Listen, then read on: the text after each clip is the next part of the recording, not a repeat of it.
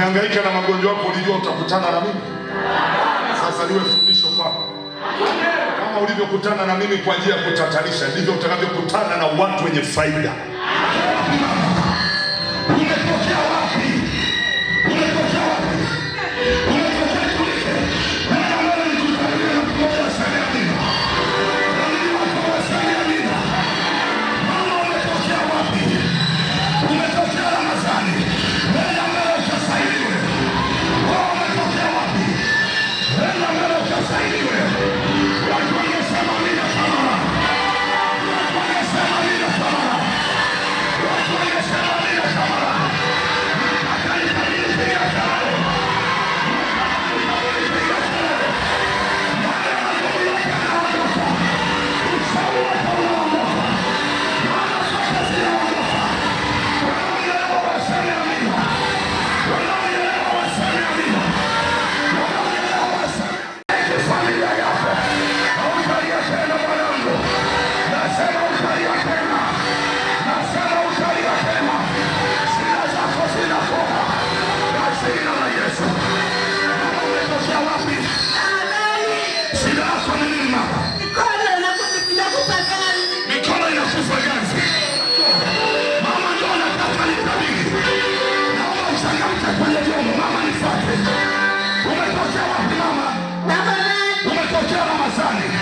Umeteseka kwa muda gani?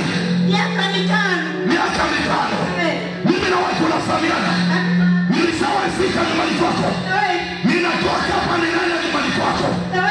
Mimi hapa sasa hivi naenda nyumbani kwako. Ninafika nyumbani kwako. Ninaona makaburi. Ninaona makaburi. Lakini kwenye kaburi moja naona mtu anaitwa Majuto. Alifariki. Alikuwa ni nani kwako? Alikuwa ni mtoto. Toa sauti, alikuwa ni nani?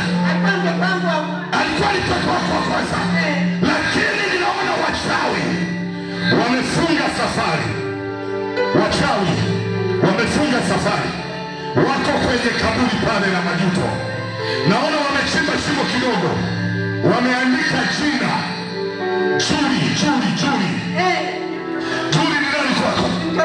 Naona wanamzika pale. Naona anazikwa mwezi wa 10. Na yeye anafariki.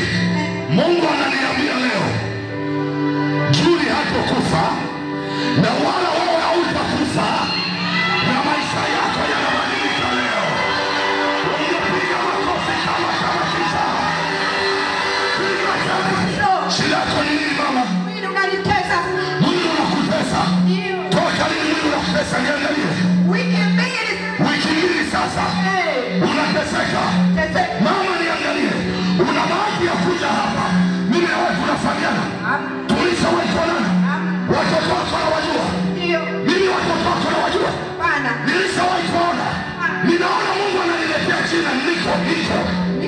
Niko ni nani? Kanani profesa. Niko ni mtoto wako wa kwanza. Ninamuona